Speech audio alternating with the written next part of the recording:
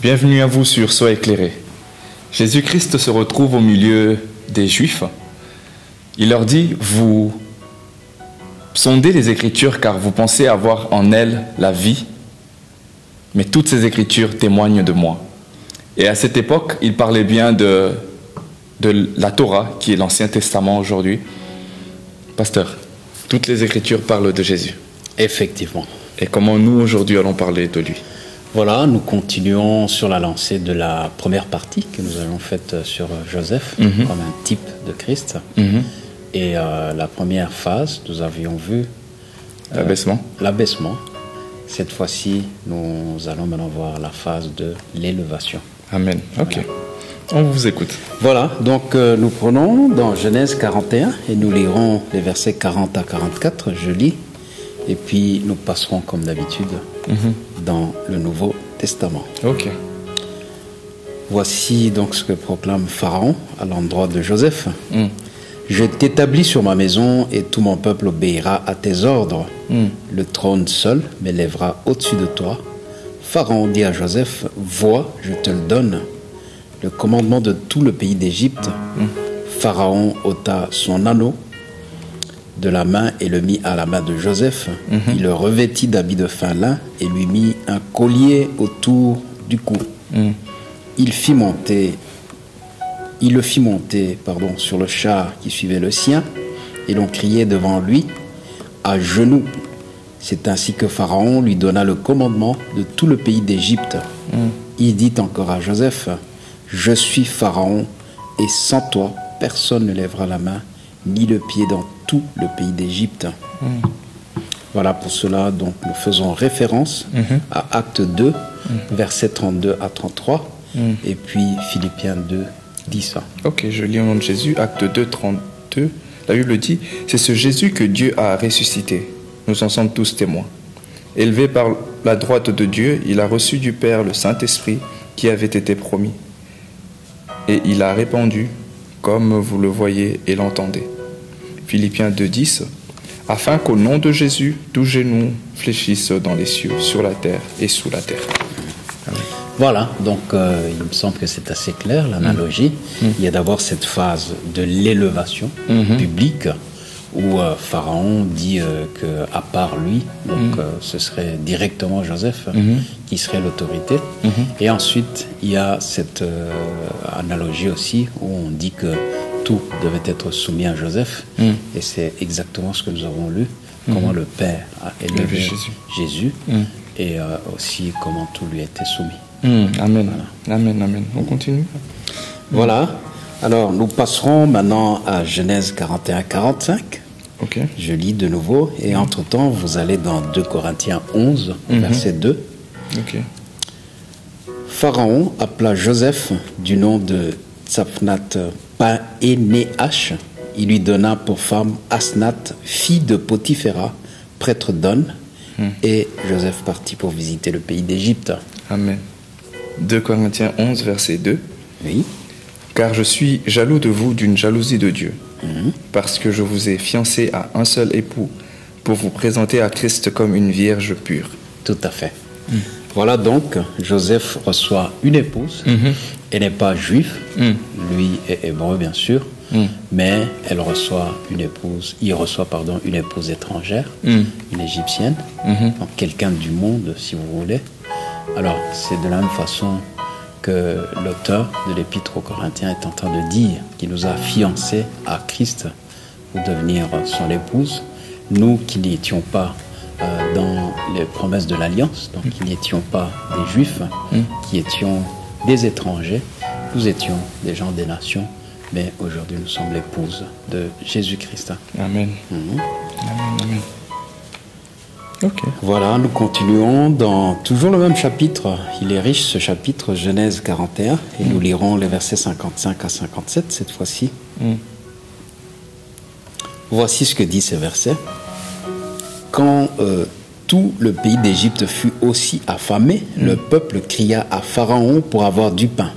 Pharaon dit à tous les Égyptiens, allez vers Joseph et faites ce qu'il vous dira. La famine régnait dans tout le pays. Joseph ouvrit tous les lieux d'approvisionnement et vendit du blé aux Égyptiens. La famine augmentait dans le pays d'Égypte, et de tous les pays on arrivait en Égypte pour acheter du blé auprès de Joseph, car la famine était forte dans tous les pays. Voilà, alors nous lisons bien sûr Jean 6, 35. Nous aurions pu lire, mais faute de temps, Jean 6, 5 à 13, vous le lirez chez vous à la maison. Je lis Jean 6, 35. Voilà. Jésus leur dit, je suis le pain de vie. Celui qui vient à moi n'aura jamais faim, et celui qui croit en moi n'aura jamais soif. Voilà, exactement. Alors l'analogie, c'est laquelle? C'est que autant Joseph que Jésus ont nourri le peuple. Amen. Et bien sûr, ce qui a cessé avec Joseph, aujourd'hui est toujours d'actualité avec Jésus. Il continue de nous nourrir, et celui qui vient à lui, effectivement, n'aura jamais faim. Jamais soif. Voilà, il n'aura jamais soif. Amen. Et voilà, donc aussi bien Joseph qui a nourri tout le peuple et tous les alentours. De la même manière, Jésus nourrit toute l'humanité de ceux qui viennent à lui. Amen. Amen, amen. Voilà. On continue. Continuons avec Genèse 42, cette fois-ci, au verset 8. Voici ce que dit ce verset. Joseph reconnut ses frères, mais eux ne le reconnurent pas. Jean 1, 10. Elle était dans le monde, et le monde a été fait par elle, et le monde ne l'a point connue. On parle de Jésus. En parlant de Jésus, et même lorsque vous descendez plus loin, on dit que les siens ne l'ont pas reçu. Bon, ici on dit le monde ne l'a pas reconnu. Bien sûr, c'est l'analogie avec Joseph. Quand il ne s'était pas encore révélé à ses frères, ils ne l'ont pas reconnu du tout. Donc il était devant eux, il était entre guillemets le prince d'Égypte, il était celui qui avait autorité, mais ils étaient incapables de le reconnaître. Voilà. J'ai envie de poser cette question, pourquoi? Qu'est-ce qui fait qu'on n'arrivait pas à le reconnaître au jour d'aujourd'hui? Qu'est-ce qui fait que le monde n'arrive pas à reconnaître Jésus? Voilà, il y a plusieurs choses. Si vous parliez de Joseph, bien sûr, il devait avoir changé d'aspect. Il y avait un certain nombre d'années qui étaient passées. Donc les exégètes nous parlent d'une période à peu près 13 ans, 14 ans. Donc de l'adolescent qu'il était, c'est devenu un adulte. Il avait sûrement pris les habitudes ou la mode égyptienne. Il était vêtu à l'égyptienne. Et de toute façon, personne n'aurait pensé qu'il était encore en vie. Et surtout pas qu'il était à ce niveau. Effectivement, vu où il les avait laissés, en fait. Tout à fait. Alors, l'autre chose, c'est que Jésus, justement, souvent, les gens le méprennent parce qu'ils ne lui reconnaissent pas une certaine position. Il y en a qui le considèrent comme un prophète, comme tous les autres, etc.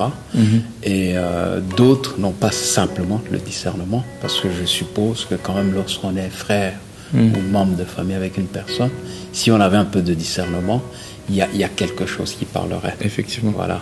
Mais ce discernement aujourd'hui nous est donné bien sûr par le Saint-Esprit. Et Jésus, on peut le connaître d'une manière, ne pas le connaître en esprit et en vérité. Amen. Voilà. Merci beaucoup pour la réponse. Voilà.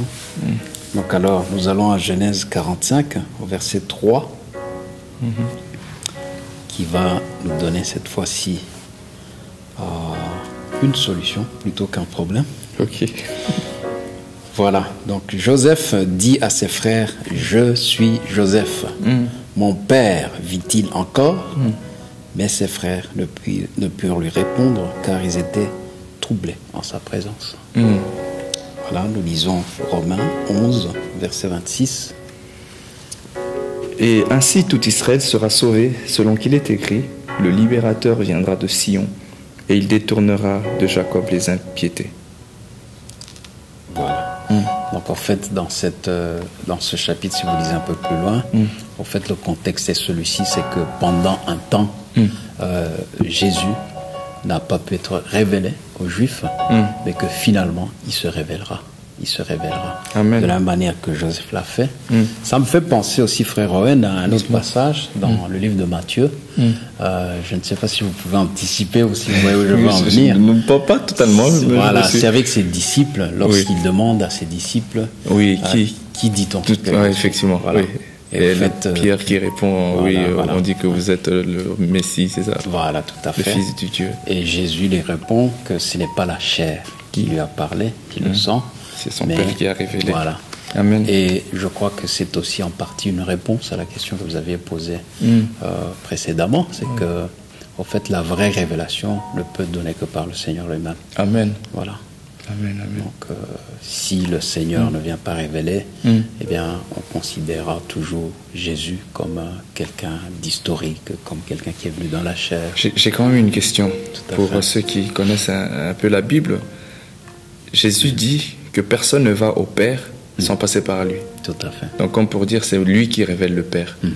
Mais par rapport à ce que vous venez de dire, comment est-ce que le Père peut révéler Jésus? Vu que le chemin est déjà tracé, en fait, c'est Christ vers le Père.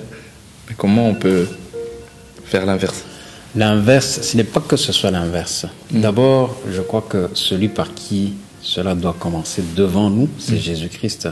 Mais celui qui vient nous révéler Jésus-Christ, c'est lui ensuite Jésus au Père, comme un chemin pour nous conduire vers le Père. Ok. Voilà. Ok, donc l'autorisation est donnée par le Père, c'est ça? Tout à fait, voilà. Ok, amen. Ok, on continue. Voilà, donc, nous sommes presque au bout du personnage de Joseph. Et cette fois-ci, nous prendrons à Genèse 45, toujours, au verset 5. Et moi, je prends. Et vous prenez Luc 23, 34. Ok.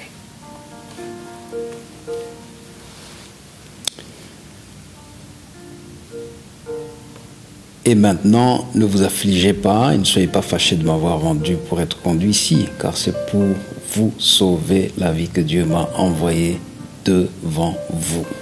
Amen. Luc 23, 34, la Bible dit, Jésus dit, Père, pardonne-leur car ils ne savent ce qu'ils font. Ils se partagèrent ses vêtements et tirant au sort. Amen. Voilà. En fait, ici, les frères sont tellement troublés, et même lorsqu'on lit un peu plus loin, ils étaient inquiets parce qu'ils pensaient que Joseph, le fait de les avoir reconnus, ne pouvait pas leur pardonner, qu'il allait se venger. Voilà. Pourtant, Jésus leur dit de ne pas s'inquiéter, Joseph, de ne pas s'inquiéter, de ne pas s'affliger, de ne pas commencer à paniquer, à avoir peur. Non, il leur a pardonné de la même façon que le Seigneur, avec ceux qui l'ont persécuté, ceux qui l'ont finalement vendu, tué, etc. Il a dit, Père, pardonne-leur parce qu'ils ne savent pas ce qu'ils font. Il y a une phrase que Joseph avait dit à ses frères, je ne sais pas si vous l'avez lu tout à l'heure, il dit, vous m'avez vendu, mais Dieu m'a envoyé, c'est ça? Tout à fait. Amen. Oui. Ah, mais c'est un peu aussi ce que Christ dit, pardonne-leur, ils ne savent pas ce qu'ils font. En gros, ils sont en train juste d'accomplir ta volonté, en fait. Voilà. Amen. Amen. Que le Seigneur vous bénisse. La suite. Oui. Ensuite, nous terminons par Genèse 47 au verset 25. Genèse 47. Verset 25e, nous allons terminer en apothéose avec peut-être une invitation à lancer. Voici ce que dit Genèse verset 25 au chapitre 47. Ils dirent, parlant des frères et des Égyptiens plutôt, pardon, pas des frères, des Égyptiens, après que Joseph justement eut donné à manger à tous, et puis il a trouvé la solution à la famine qu'il y avait en Égypte, et les gens sont finalement venus demander, voici ce qu'il a dit, ils dirent, tu nous sauves la vie, que nous trouvions grâce aux yeux de mon Seigneur, et nous serons esclaves de Pharaon. Acte 13, 23 et Acte 4, 12. Je commence par Acte 4, 12. La Bible dit. Ça va? Ou C'est bon. C'est bon. C'est pareil. Il n'y a de salut en aucun autre, car il n'y a sous le ciel aucun autre nom qui ait été donné par les hommes, par lequel nous devions être sauvés. C'est de la postérité, là je passe à Acte 13, 23. C'est de la postérité de David que Dieu, selon sa promesse, a suscité à Israël un sauveur qui est Jésus. Amen. Exactement. Donc de la même manière qu'on nous parle de Jésus qui sauve et qu'il n'y a pas d'autre nom par lequel nous soyons sauvés, eh bien exactement à l'époque de Joseph, c'était le seul qui a pu sauver de la famine toutes ces personnes et qui finalement a fait faire cette confession où ces gens disent « tu nous sauves la vie ». Tu nous sauves la vie. Qui peut sauver la vie finalement Ici, c'était pour quelque chose de passager, quelque chose de matériel, mais finalement, la vie est d'abord spirituelle. Amen. Et Jésus nous donne la vie éternelle. Amen, amen, amen. Ça me fait penser au verset qui dit « Cherchez premièrement le royaume des cieux et sa justice, et le reste de choses vous seront données par la suite. » Exact, voilà. Donc Jésus a d'abord le côté de notre vie intérieure dont il veut s'occuper, et puis tout ce qui est matériel comme le pain dont Joseph s'occupait ici, la famine, etc., les besoins matériels, tout ceci nous suit. Amen, pasteur, si vous avez un appel à faire. Voilà, l'appel est celui-ci. Cette histoire est riche d'enseignements, et bien sûr, elle fait toujours ressortir à la première place Jésus-Christ. La Bible nous dit qu'il n'y a pas d'autre nom. La Bible est exclusive. Exclusive. Et c'est peut-être pour cela qu'elle heurte certaines personnes. Mais soyez assurés que la Bible est la vérité. Amen. Et que Dieu ne ment pas. La Bible dit qu'il est impossible que Dieu puisse mentir. Donc si c'est le seul nom par lequel nous pouvons être sauvés, bien-aimés, je vous invite là où vous êtes à faire une introspection personnelle et à invoquer ce nom. La Bible dit que quiconque invoquera ce nom sera sauvé. Amen. Et soyez assurés que dès que vous l'invoquerez, Dieu est fidèle, il se révélera à vous. Et finalement, vous aurez cette paix que vous n'avez jamais connue. Amen. Vous aurez cette assurance que vous ayez la vie éternelle, quoi qu'il arrive. Amen. Que le Seigneur vous bénisse. Amen.